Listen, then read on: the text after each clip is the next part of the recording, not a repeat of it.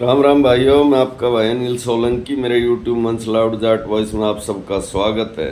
भाइयों, थोड़े दिन पहले मैंने एक वीडियो बनाया था उत्तर प्रदेश की राजनीति के ऊपर।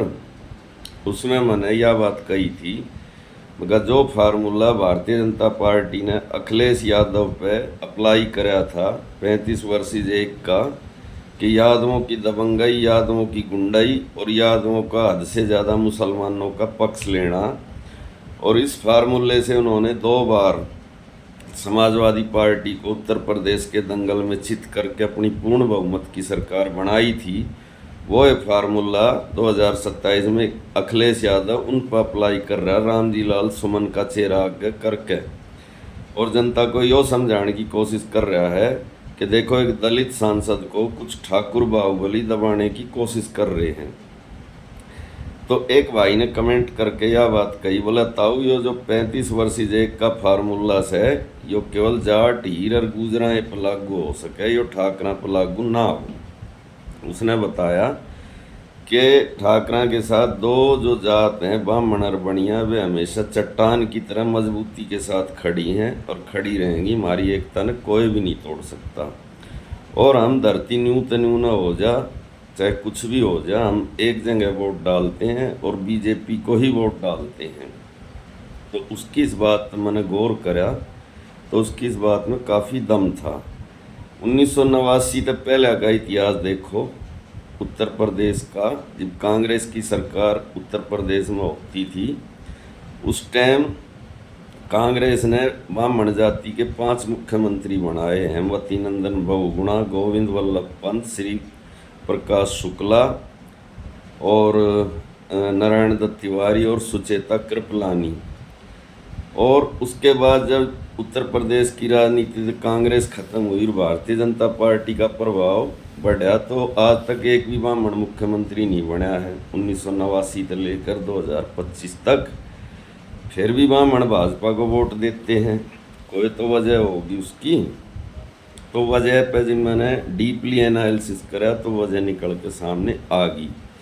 ये जो 3 जात हैं जो भाजपा की पक्के वाली वोटर हैं, इनके अंदर एक तो अपर क्लास की फीलिंग है कि हम सवर्ण जाति हैं, और एक इनको ये लगता है कि भारतीय जनता पार्टी का जो एजेंडा है हिंदू राष्ट्रवाद, वो असल में सवर्ण हिंदू राष्ट्रवाद है, जिसके अंदर सवर्ण हिंदुओं को विशेष स्थान प्राप्त होगा। जो हिंदू राष्ट्र बनेगा उसके अंदर सवर्ण हिंदू राष्ट्रवाद में सवर्णों को विशेष स्थान प्राप्त होगा, और जो दलित और ओबीसी जातियां हैं उनको सेकंड क्लास सिटीजन बना के रखा जाएगा। वो खाली वोट देने के लिए हिंदू होंगे, बाकी जो सत्ता की मलाई है वो सवर्ण हिंदू ही खाएंगे।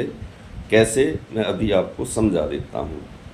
महाराष्ट्र के अंदर अभी इलेक्शन हुआ, और वहाँ पे 2 पार्टी थी मराठों की, एक का नाम था शिवसेना और एक का नाम था एनसीपी, यानी शरद पवार की पार्टी और उद्धव ठाकरे की पार्टी। और वहाँ का जो सबसे बड़ा समाज है वो है मराठा। मराठों की वहाँ पे जनसंख्या 35% के आसपास है, और उनकी भी वही परेशानियाँ, वही समस्याएं जो हरियाणा के जाट और यूपी बिहार के यादव और गुजरों की है। तो और वो भी कृषक जाति है, और उनका महाराष्ट्र की राजनीति पर हमेशा से दबदबा और वर्चस्व भी रहा है। तो भारतीय जनता पार्टी ने उन दोनों पार्टियों को तोड़ा, उनका चुनाव चिन्ह उनसे छीना, और जो चोर था उसको घर का मालिक बना दिया और घर के मालिक को घर से बेदखल कर दिया। यानी जिन्होंने पार्टी तोड़ी उनको असली पार्टी बना दिया, और एक ऑटो चलाने वाले मराठे को मुख्यमंत्री बनाया 2.5 साल, उसका चेहरा दिखा के इलेक्शन लड़ा, और इलेक्शन के बाद उसको साइड में करके एक ब्राह्मण देवेंद्र फडणवीस को मुख्यमंत्री बना दिया।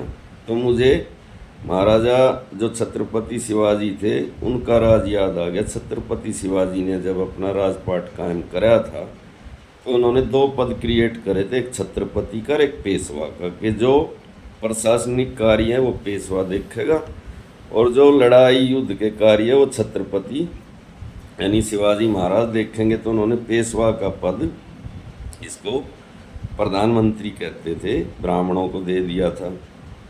उसके बाद जब छत्रपति शिवाजी की मृत्यु हो गई तो पेशवा का पद ही ताकतवर पद हो गया, छत्रपति का पद खत्म हो गया। तो वो महाराष्ट्र में होया है। मराठों को जो पेशवाओं ने एक बार फिर से लोकतंत्र के अंदर चित कर दिया मैदान में। अब आ जाते उत्तर भारत की राजनीति पे।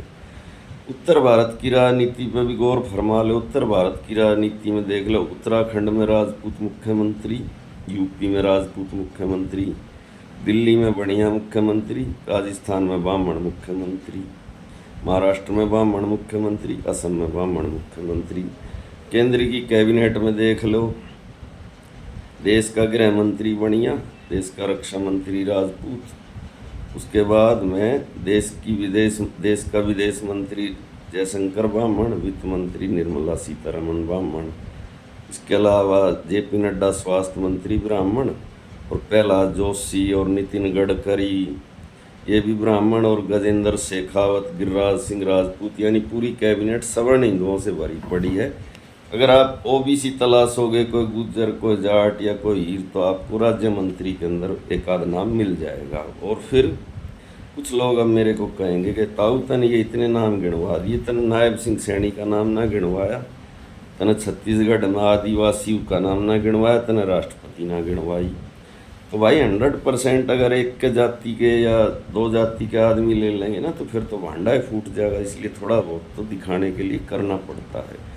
छत्तीसगढ़ हरियाणा छोटे छोटे राज्य हैं, 90 विधायक हैं इनकी विधानसभा में। नायब सिंह सैनी को इसलिए बना दिया कि कहीं ओबीसी कांग्रेस में ना चले जाए, अगर किसी ऊंची जात वाले को बना देंगे तो। और छत्तीसगढ़ में तो रमन सिंह 15 साल मुख्यमंत्री रहा था, इनके एक आदिवासी बना दिया। और मध्य प्रदेश में यादव बना दिया, तो यूँ तो उपराष्ट्रपति भी एक जाट बना दिया। तो ये तो थोड़ा सा फेस वॉशिंग होती है। इससे जो अंधभक्त टाइप के लोग होते हैं ना, उनको थोड़ा सा दिल में संतुष्टि रह के पार्टी हमारी भी है, हमारे लिए भी कुछ कर रही है, आ जाते हैं। यूपी और हरियाणा की राजनीति पे तो भाई चौधर की जो लड़ाई है, वो लड़ाई यो है कि हरियाणा में कांग्रेस की सरकार बनती रहेगी। बराबर का वोट लिया बीजेपी के, लेकिन सीट 10 कम आई, और उसकी राह में अड़चन बने अपना साउथ हरियाणा हीरवाल। कुछ लोग कहेंगे, बोला ताऊ तू साउथ हरियाणा ने दोष दे, तेरे जाटलैंड में तुम बहुत सी सीट हार गए। तो भाई न्यू तो बीजेपी भी अपने गढ़ यूपी में हार गई 43 सीट, लेकिन उड़ीसा तो पूरी हुई ना उनकी कमी। तो अगर दक्षिण हरियाणा में कांग्रेस की कुछ सीट आ जाती तो सरकार बन जाती। यो फार्मूला अप्लाई होगा यूपी में अखिलेश की सरकार तो बन जा, लेकिन उसकी राह में रोड़ा बनेगा पश्चिमी उत्तर प्रदेश। और पश्चिमी उत्तर प्रदेश में वो फार्मूला बीजेपी लागू करेगी जो हरियाणा में कराया था। हीरवाल के हीरा तो जो डर दिखाया था ना कि अगर कांग्रेस आई तो यहाँ पे फिर सारी नौकरी रोहतक में जाऊंगी, यहाँ पे फिर जाटों की चौधर चलेगी, वो डर पश्चिमी उत्तर प्रदेश के जाटा तो दिखाया जाएगा कि सारी नौकरी एट्टा मैनपुरी में जाएंगी, यहाँ पे यादव मुसलमाना की गुंडागर्दी चलेगी, और फिर कोई आजम खान आके थारी छाती पे बैठेगा, जो सचिन और गौरव के हत्यारा ने थाने में तो छुटवा ले जाएगा। तो तुम अपनी चौधर की मूछा पे उड़े ताव दिए जाओ, अड़े जाट दिए जाएंगे, ना थारा मुख्यमंत्री बने ना उनका मुख्यमंत्री बने। और भाई मलाई जो खान वाले हैं मलाई खाते रहेंगे। जिनका एक होक्का पानी है ब्राह्मण बढ़िया राजपूत, जब एक जगह इकट्ठे वोट डाल सके तो जाट हीर गुज्जर कुर्मी और जो भील मीणा हैं, जिनका एक होक्का पानी है, एक जैसी समस्याएं हैं, वे एक जगह वोट क्यों ना डाल सकते। जब 10 जगह बट के वोट डालोगे तो भाई ईसाई मिलेगा जो मिल रहा है इस हिंदू राष्ट्र के अंदर, जो मिलेगा आगे देख लियो। बाकी अब बात को ख़त्म करता हूँ, ज़्यादा लंबा वीडियो हो गया। भाइयों वीडियो अगर पसंद आए तो अपने ग्रुप पे शेयर करना, लाइक करना, कमेंट करना और चैनल को सब्सक्राइब करना। धन्यवाद भाइयों, आपका दिन शुभ हो। मैं आपका भाई अनिल सोलंकी आज का वीडियो समाप्त करता हूँ। धन्यवाद।